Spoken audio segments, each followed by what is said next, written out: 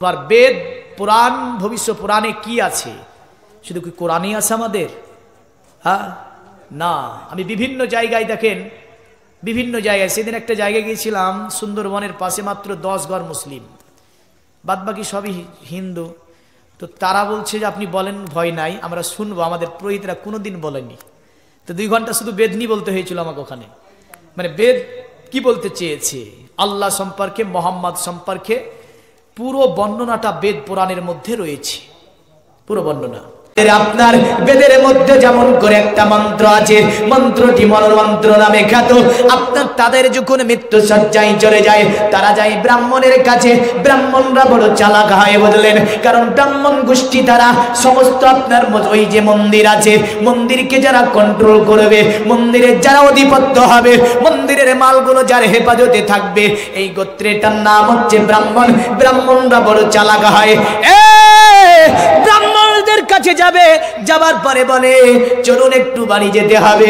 বলে কেন যেতে হবে? আমার বাবাকে মনোমন্ত্র পড়াতে হবে। কি মন্ত্র? মনোমন্ত্র। ব্রাহ্মণ আসবে, আপনার হাতে ডোল আছে। ব্রাহ্মণ আসার পরে বলবে তুলসী তলায় লাগাও। প্রতিটা সনাতন ধর্মে দেখবেন তুলসী গাছ রয়েছে।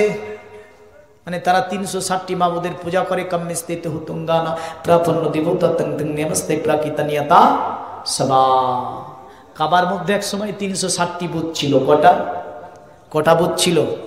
360টা বুথ ছিল।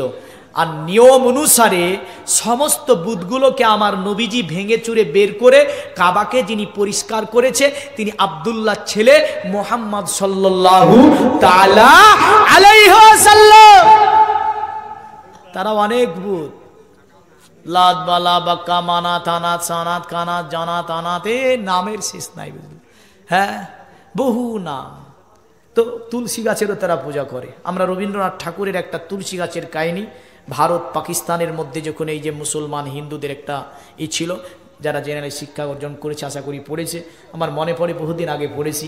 হ্যাঁ দেখেন এই তুলসী গাছ আল্লাহ নিমাতি গাছ একটা, নিঃসন্দেহে এই নিমাত প্রতিটা বাড়িতে লাগানো যেতে পারে। জোরে বলেন সুবহানাল্লাহ। কারণ আল্লাহ নিমাত দিয়েছে বান্দার উপকারের জন্য, এই গাছকে আমার আল্লাহ দুনিয়াতে পাঠিয়েছে। জোরে বলেন। কিন্তু তারা পূজা করে এটার, তুলসী তলায় নিয়ে যায়, প্রহিত মন্ত্র পড়বে। এখন মনোমন্ত্র কি আছে যদি ঢোল না বাজায় বুঝে ফেলবে। আর নামটা যদি শুনে জিজ্ঞাসা করবে, বলো নাম, বলো কেটাকার কি আর নাম, মুসলমানদের নবীর কেন নাম? তাই তারা ঢোল বাজাবে আর ওই আপনার মন্ত্র বলবে ইল্লা কবর ইল্লাল্লাহ তিল্লাল্লাহ লা ইলাহা ইল্লাল্লাহ মিলা ইলাহা পরমপদম জন্ম বৈকুণ্ঠে পারা পানিতে তেজবি নামে মুহাম্মাদাম। বলবে বান্দা তুই তো চলে যাবি দুনিয়ার জমিন ছেড়ে, দুনিয়া থেকে যাবার জন্য যদি জান্নাত যেতে চাস, স্বর্গে যদি যেতে চাস, এক আল্লাহর ইবাদত করে নে, এক আল্লাহকে মেনে নে। আল্লাহ ছাড়া অন্য কারো জিকির করা যাবে না, এক আল্লাহরই জিকির করতে হবে। আমরা যেমন বলি লা ইলাহা ইল্লাল্লাহ, আল্লাহ ভিন্ন কোনো উপাস্য নাই, আল্লাহ ভিন্ন কোনো মাবুদ নাই, এক আল্লাহরই জিকির করতে হবে, এক আল্লাহকে মানতে হবে। তারা সংস্কৃতি ভাষায় বলল ইল্লাকুল্লাহ তিল্লাল্লাহ, ইল্লাল্লাহ জিকির ছাড়া আর অন্য কোনো জিকির হতে পারে না। পৃথিবীতে বান্দা তুই যদি স্বর্গে যেতে চাস, এক আল্লাহর জিকির করে নে। আর তারা বলছে লা ইলাহা ইল্লাল্লাহ পরমপরম জন্ম বৈকুণ্ঠে পারা অনিতাতে জাফিনাবে মুহাম্মাদাম। আর তুই যদি জান্নাত যেতে চাস তাহলে লা ইলাহা ইল্লাল্লাহ পড়ে নে। যারা লা ইলাহা ইল্লাল্লাহ পড়বে ওরা অতি সম্মানের অধিকারী হবে। আর যারা আমার নবীজিকে মেনে নেবে, নবীজিকে ভালোবেসে নেবে, তারা যেন জান্নাতের অধিবাসী হবে। জোরে বলেন সুবহানাল্লাহ। বুঝা গেল? এই কারণে আমরাও মৃত্যু সজ্জিত ব্যক্তিকে যাবার পরে বলি যতক্ষণ তুমি বেঁচে আছো এই মন্ত্রটাকেই জপা করতে থাকো। আর সনাতন ধর্ম বলে যতক্ষণ তুমি বেঁচে আছো এই মন্ত্রটাকেই জপা করতে থাকো। বুঝা গেল? আমার মুসলমান ধর্মে প্রথম খুঁটির তৌহিদি আছে লা ইলাহা ইল্লাল্লাহ, আল্লাহ ছাড়া কোনো ইলাহ নাই, আল্লাহ ছাড়া কোনো মাবুদ নাই।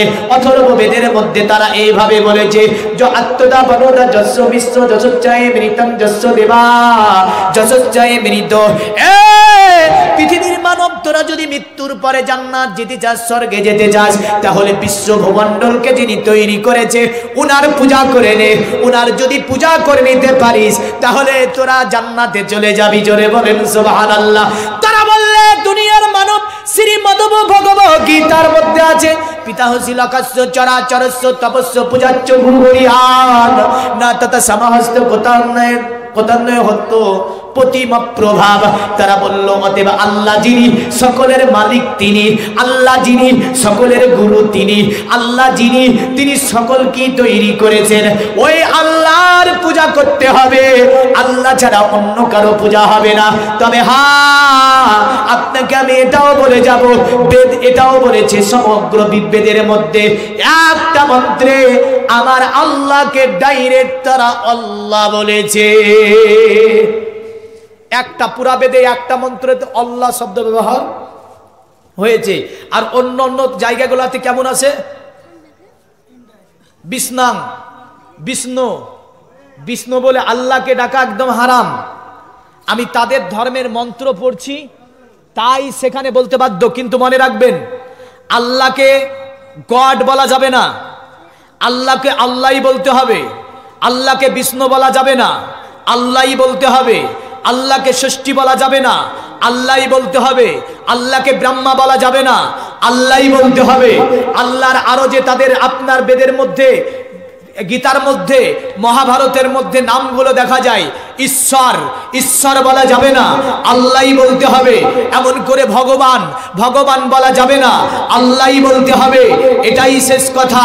আল্লাহ তিনার সেফাতি আরো যে গুণ আছে সেগুলো দিয়ে ডাকতে পারেন, যেমন ইয়া রহমান, ইয়া রাহিম, ইয়া সত্তার, ইয়া কাহার, ইয়া উহাব, ইয়া জুল জালালি ওয়াল ইকরাম। এইভাবে আমরা তার গুণাবলী দিয়ে তিনাকে আমরা ডাকতে পারি বা স্মরণ করতে পারি।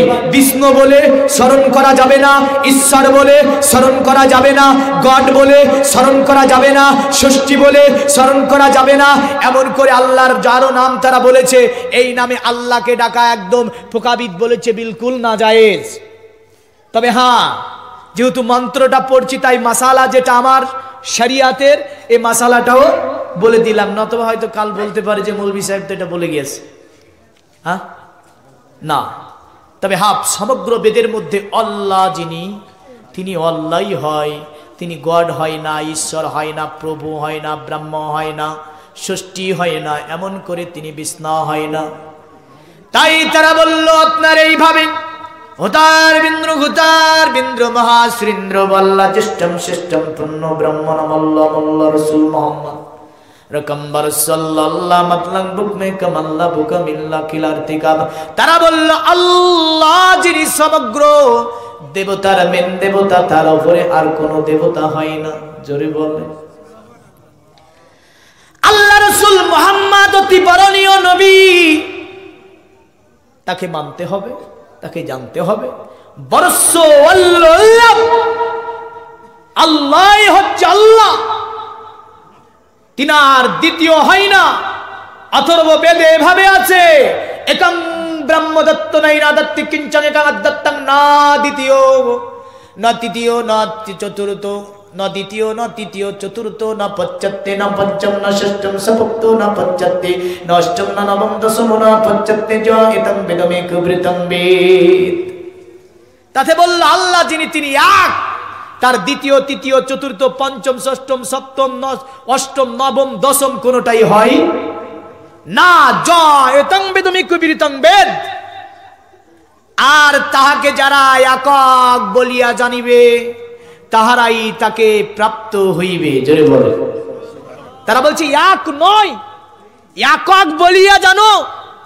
একের ভাগফল আছে না নাই? আছে সায়েন্সে, কিন্তু আপনি মনে রাখবেন এককের কোনো ভাগফল নাই। তাই বলছে জয় এতং বিদময় কি বিরতং বেদ। তাকে একক বলিয়া যাহা জানিবে তাহারাই তাহাকে প্রাপ্ত হইবে। তিনি হচ্ছে আল্লাহ। তিনি কে? আল্লাহ। এখন আমি আসি, বেদ থেকে কিছু উদ্ধৃত আল্লাহর সানে দিলাম এবং মুহাম্মদ সাল্লাল্লাহু আলাইহি সাল্লামের সানে কিছু হাদিস এবং করে বেদ পুরাণ। বেদ পুরাণ শুনবেন। মনোযোগ আছে চিররান্না সোনা কোনা গয়না প্রতিমুদ্দাতি নুপ্রলিঙ্গ চুদ্দজন কোটি সোনিয়নোসতি অতো তেসম্পবিসন্তি মনং সিবিসদানিবে পশুদে বঙ্গরাগাতি পুণ্যগন্ধানি স্পৃশাব পরুজন পদানং বেহাত স্কিলা সুসদেবাদনমা কিত্র যুবা দেবানকচ্চচানা উচ্চ পুষ্য সন্তুষ্ট কল্পরজনি চাভবা না দেবালিঙ্গি সুবসারি বুসিতি সুচা ইন্দ্রজালি বুদ্ধতি কল্পকা পূজা কাজানা ন শান্তি। বড় একটা মন্ত্র, সমস্ত আমার নবীকে নিয়ে বলা হয়েছে।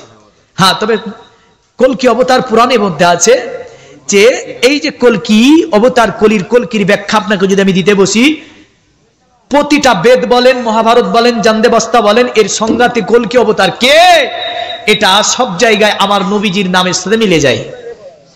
তারা বলেছে মধ্যবর্তীতা দেবাদ আক্রান্তি প্রাকৃতিতা বিষ্ণু ভক্ত সদামিদা শাস্ত্রিতা শ্রীতা, যে মনঋষির ওই অবতার কলকির নামের প্রথম অক্ষর হবে ম, শেষ অক্ষর হবে দ। বিষ্ণু ভক্ত সদামিদা শাস্ত্রিতা শ্রীতা, যিনি গরুর গোশত ভক্ষণ করে সর্বকালের জন্য শাস্ত্র অনুযায়ী বৈধ ঘোষণা করবেন, তিনি বেদ অনুযায়ী শেষ ঋষি হবেন, তাকে মান্য করা জাতি ধর্ম বর্ণ নির্বিশেষে অপরিহার্য হবে। তাকে মানলে ধর্ম হবে, অথবা তাকে না মানলে ধর্ম হবে না। ভবিষ্যৎ পুরাণে তাই তারা বলেছে সম্ভাবিত মোহাম্মদের খ্যাত শিক্ষ শাখা সম্ভাবিত নিপৃষিত মহাদেব মরিস্থল নিবাসী নব গঙ্গা জলশ্চ সংস্নব পঞ্চগব্য সম্ভাবিতে নমস্তে বিরিজনাথ মরিস্থল নিবাসী রসাই বহুমায়া প্রবর্তিনে। তারা বলেছে মহামাদ নামে, মোহাম্মদ শব্দটি হচ্ছে আপনার আরবি শব্দ, এর শব্দ পণ্ডিতরা মাহমাদ শব্দটি ব্যবহার করেছে। মোহাম্মদ শব্দটি অরিজিনাল সংস্কৃতি হবে। অন্য মন্ত্রে আমরা দেখতে পাই মানে নরাসং প্রশংসিত, মোহাম্মদ প্রশংসিত, এমন করে তারা আমার নবীজিকে বলেছে ষষ্ঠী সহস্র নবতিং চাকরাম। আর তারা আমার নবীকে কোরআন নামে আখ্যায়িত করেছে। কোরআন শব্দটির অর্থ হচ্ছে দেশ ত্যাগী, হিজরত কারী। তো যাই হোক, এর ব্যাখ্যা আমি পুরোভাবে দিতে পারলাম না, কোনদিন আবার আসলে ইনশাআল্লাহ মোহাম্মদের ব্যাখ্যা বেদ কোরআন থেকে ইনশাআল্লাহ নিয়ে যাব। আল্লাহ পাক এক মাহফিলকে কবুল ও মঞ্জুর করে। সকলে বলে আল্লাহুম্মা আমিন। বেনামে মৃত মায়ের নামে ছেলে 4000 টাকা দান। সুবহানাল্লাহ, সুবহানাল্লাহ। বেনামেতে আপনার মৃত বাবা মায়ের জন্য, ছেলে মায়ের নামের জন্য। বাপ জীবিত আছে, আচ্ছা, বাবা আছে দুনিয়ায়, মা চলে গিয়েছে, 4000 টাকা, 2000 টাকা নগদ আর 2000 টাকা বাকি পাঠিয়েছে, যোগ্য ছেলে মা রেখে গিয়েছে। ও আল্লাহ, নবীজি বলেছে ছেলে যখন মায়ের জন্য দোয়া করে যাতে কোনো পর্দা নাই, ডাইরেক্ট আল্লাহর দরবারে কবুল হয়ে যায়। জোরে বলেন সুবহানাল্লাহ। আল্লাহ ছেলের দানকে আপনি কবুল ও মঞ্জুর করে নিন, মায়ের কবরখানাকে কুশাদা করে দিন, মায়ের কবরে জান্নাতের বিছানাকে বিছিয়ে দিন, মায়ের কবরখানাকে রিয়াজু জান্নাত বানিয়ে দিন। সকলে বলুন আল্লাহুম্মা আমিন। তো যাই হোক বাপ, দেখেন আর বাড়াচ্ছি না, যা দেওয়ার এবার প্রধান বক্তা এসেছে, ওনাকে দিয়ে দেবেন, দোয়া নেবেন। আল্লাহ পাক তিনি আমাদের এই মাহফিলকে কবুল ও মঞ্জুর করে। বলার মধ্যে যদি কোনো প্রকারের ভুল ভ্রান্তি হয়ে থাকে আমি ক্ষমা প্রার্থী। একটু আল্লাহর কাছে তওবা করে নিই, যেহেতু ইসলামের কথা বলতে গিয়ে হয়ে যেতে পারে মিস্টেক কোনো ভাষাগত দিক থেকে, তাই সকলে একটু তওবা করি। আস্তাগফিরুল্লাহ রাব্বি মিন কুল্লি জামবি ওয়া আতুবু ইলাইহি লা হাওলা ওয়ালা কুওয়াতা ইল্লা বিল্লাহিল আলিয়্যিল আযীম। লা ইলাহা ইল্লাল্লাহু মুহাম্মাদুর রাসূলুল্লাহ সাল্লাল্লাহু তাআলা আলাইহি ওয়াসাল্লাম ওয়া মা আলাইনা ইল্লাল বালাগ ওয়া আখিরি দাওয়ানা আনিল হামদুলিল্লাহি রাব্বিল আলামিন। বলার মধ্যে ভুল ত্রুটি মার্জনীয়। আসসালামু আলাইকুম ওয়া রাহমাতুল্লাহি ওয়া বারাকাতুহু।